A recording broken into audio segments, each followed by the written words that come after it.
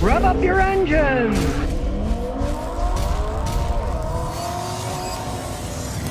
...2011 Silverado. The guy's deciding, should he buy it? Should he not buy it? Now we'll start out with the positive and the negative. The positive, it's got a big old V8 engine. 5.3 liter V8 engine. But now the negative, it's got a GM 6-speed automatic transmission. You want to talk about weak links? That's the weakest link on this vehicle. Now, it's not as bad as the newer ones though. You get into 9-10 speed automatics, they've had a lot of problems with them. At least the 6 speeds have been out a long time. And if push came to shove, I'm going to check it out. And if it shifts fine, doesn't have any codes, it means it's in good shape now. But like another man told them, hey, it could go out at any time, which of course is true because it's GM. And that's the first thing to go out on these. But it's not a deal breaker because if it's working fine now, it probably won't break for quite some time. And they are rebuildable. They can be rebuilt. You can get remanufactured units. It's not like that's an impossible thing to do. And when you consider the price of the new ones, some of them even have 4-cylinder, tiny little horrible engines in them. These old V8s look better and better and better. You look about it cosmetically, yeah, you know, it's an older truck. Somebody put a ding on the bumper, no big deal. It's a badge of honor. Now, it is a 4x4. Bad's been taken care of.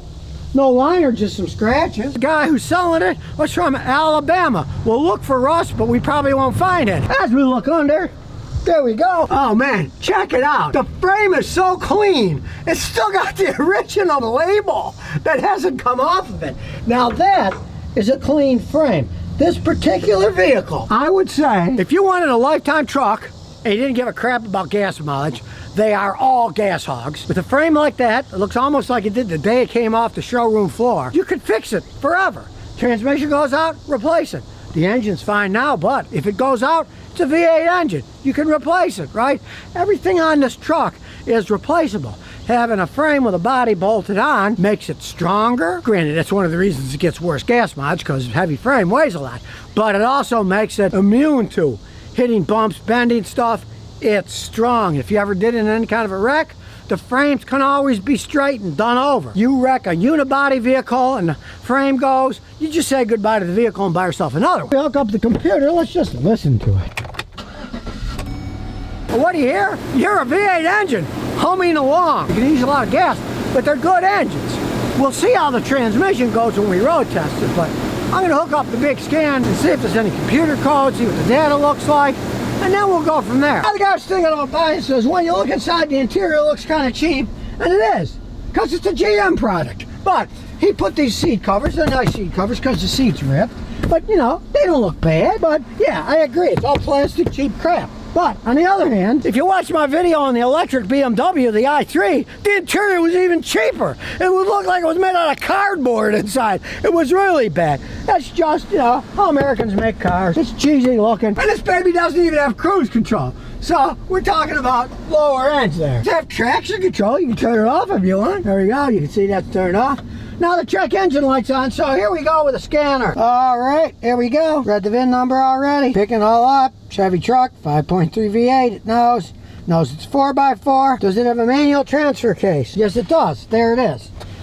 Even better. As far as I'm concerned, the less electronics, the better. Instead of all that electronic crap, the switches go bad, the motors go bad. This is mechanical. Psh, psh. You pull it with your hand. Nothing beats that. You want 4-wheel drive? You put it in 4-wheel drive with your hand. And now it's getting ready to do an auto scan, and it's new enough, it'll do a topology scan, so here we go. And while it's scanning, we'll just kind of look around. Like you said, you can see, it is kind of cheesy looking, but I mean, it gets you where you're going. It's a good work truck. Power door locks and power windows. Now, this is his friend's car, so he's driving around before he buys it, and he had to replace that switch just because it was broken. Yes, cheap plastic crap. Stuff that you're going to have to buy, you know. You expect that in a GM product. Okay, look, you can't see it, but I can feel it.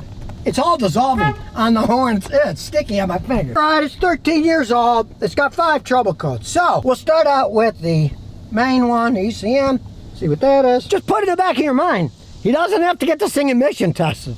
So if it doesn't mean anything, we don't give a crap. If it's got an evap leak and it runs okay, we don't care. Evaporative emission, vent solenoid control circuit. But it runs fine. okay? It's probably the evap canister vent valve. They go bad on these all the time. It can be the circuit, it can be the computer, it can be lots of stuff. Usually it's a vent valve.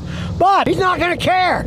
Nobody's gonna inspect this car and say you can't drive it on the road. So no one is gonna care on that. If you were in a state that had emissions testing, then you could spend a lot of money fixing it. Sometimes you even have to change the main computer if that circuit's gone. So in this case, we really don't care. Erase. That's not a hard code, so it erased it. All right. Now we're going to look at a code here. The supplemental inflatable restraint, otherwise known as airbag. Passenger presence module has a problem. Okay, there's a scale in the passenger seat. It's probably not working. It's supposed to see when a passenger's in there.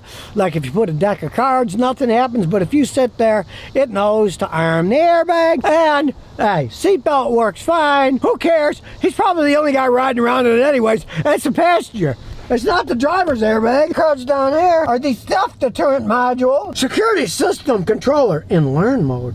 No transponder. On program transponder. At some point in time, you can see this is a newer key. Somebody changed the key, didn't set it up. But what do we care? It starts the vehicle. Somebody might not have done their job, so we'll erase and get rid of them. If somebody programs it but doesn't reset the codes, guess what? See, it's not detected now. And we'll go back to the main analysis, and you can see it's good. It's not bad anymore. So, we'll start her up, and we'll look at live data. See what kind of shape it's in. Here's all the data. Check it out. Commanded air-fuel equivalence ratio is 1. The 1 is red. Okay, so that means one thing. This is our doing their thing. The fuel terms are going up and down. You rev it up, it'll change a little bit, right? But if you look at the mass airflow sensor, 6.9, 5.3, 5.8, 8. You see how it keeps moving around? If he buys the vehicle, tell him to change the mass airflow sensor. You can see it's the original one. 2 screws out of cause, you plug another one in. You can get those things for $100-something bucks, so I'd say change that, knock it off the price of what he's paying. Now, this was one of the V8 engines that had the variable cylinder shut-off system, the active control, so it could run on 4 cylinders instead of 8. He had a guy at a garage disconnect that system and bypass it. That is a good thing. You're never going to get great gas mileage anyway. You lose a lot of power, and as I've explained to people, in the long run, you do not want cylinders of your engines turned off for one main reason, and that's the thermal damage it'll do to your engine. You got 8 cylinders, right? They're all supposed to be the same temperature. If you shut half of them off, half of them will be running hot with spark, and half of them won't. Part of the engine hot, part of the engine cold. Guess what? Metal expands and contracts, and it screws up the engine. Instead of being round inside, both the pistons and the block will get worn slightly oval instead of round. So you got that system. Shut the stupid thing off if you want to make it last longer. Okay, we'll look at the automatic transmission now. That is the weak point. Now, it has no codes in the automatic transmission. You can see the data at all, looking good. Look, the long-term fuel term of bank 1 is 0. That's perfect. And the long-term fuel term of bank 2 is minus 2%. Well, that's not bad for a vehicle with 130,349 miles. As we go down the road, hey, I can feel the shocks. I mean, they're somewhat worn. It's nothing outrageous. It's a truck after all. I hear no wheel bearings on any wheel bearings wearing, so they're all in good shape.